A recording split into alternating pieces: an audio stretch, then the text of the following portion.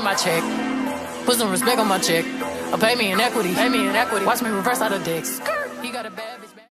Hey y'all, welcome back to a little bit of Anita. Today I'm going to be doing an at-home pedicure. I have very ugly feet in my own opinion, thanks to my dad. But I like to do my pedicures at home sometimes in between going to the nail shop, just because I don't have a lot of time to go to the nail shop. So everything that I'm using I'll put in the description box.